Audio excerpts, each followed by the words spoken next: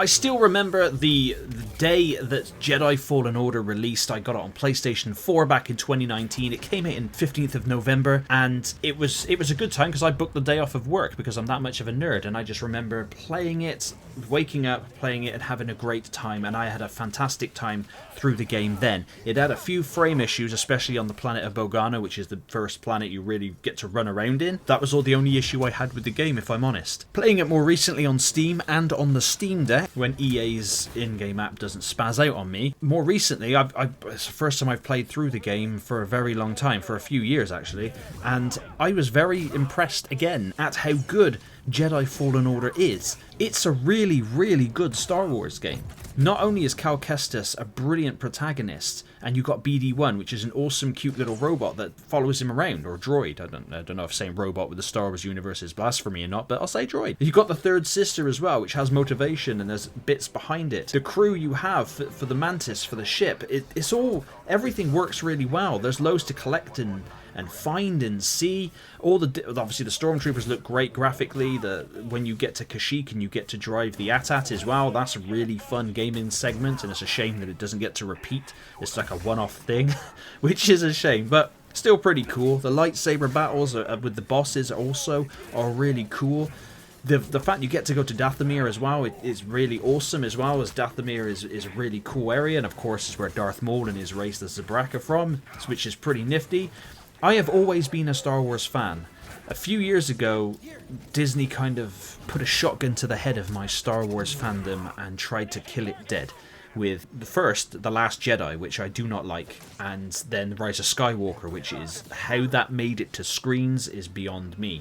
Any film within the Star Wars franchise which has the line in it, somehow Palpatine survived, whoever wrote that needs to be seriously reprimanded, because that was terrible. You could have had Sith cultists and had it focused on that, but no. But we won't go into the movies, because the movies obviously are a big old... They splintered the fan base majorly with The Last Jedi, and I fall onto the side where that was it, I was done. I like Andor, I like The Mandalorian. Boba Fett wasn't overtly terrible. I haven't watched Ahsoka, I haven't seen Skeleton Crew, but I have been watching... I have Star Wars Episodes 1 to 6 and Rogue One and Solo on 4K, physical 4K, and they look fantastic on physical 4K.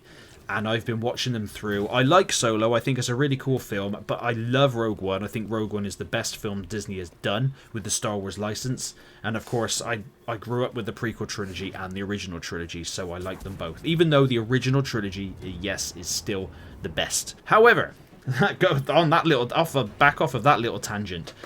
If you are thinking of checking out Star Wars Jedi Fallen Order, please do. If you have not tried this game, it's currently on offer for £5 on Steam. It's definitely worth that. It runs very, very well. Even on the Steam Deck, you can have it running at about 40-45 frames per second. It drops occasionally here and there, but nothing too drastic, and it runs pretty solidly on there as well. It's kind of like if you got Star Wars and mixed it up with a bit of Dark Souls, because you have to rest at these force sites where you can use skill points you earn by killing enemies, getting XP, and then you can level up Cal with different abilities and different extend your force meter and extend your health, that kind of thing. It's got a good Metroidvania-esque style of gameplay where you can return to previously visited locations to access areas you couldn't before, because you've now unlocked an ability so you can go and do that. It's got a really good story. It's very well acted. How we have not got a Cal Kestis TV show by now, I don't know. I'm fairly certain the actor would love to do it. He does a fantastic job here, and why haven't we had more Star Wars games like it, which blows my mind. Of course, we've got Star Wars Outlaws, which is a different thingy, but and I do like that one. I do think the Jedi Fallen Order and Jedi Survivor are better games, but I do like Outlaws. I'm one of the very few people that does, I think.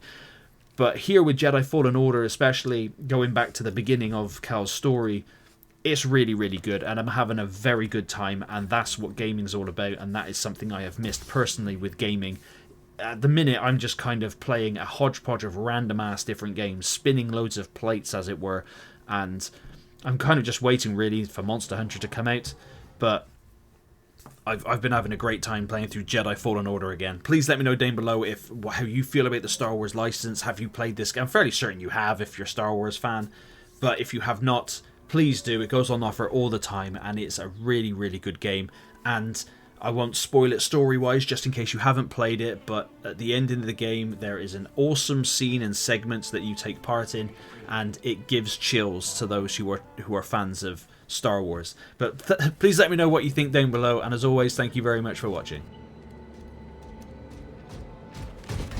Visitation is not permitted.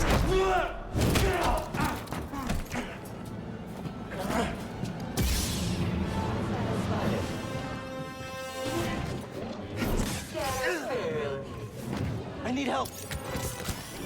Starting movement unforeseen.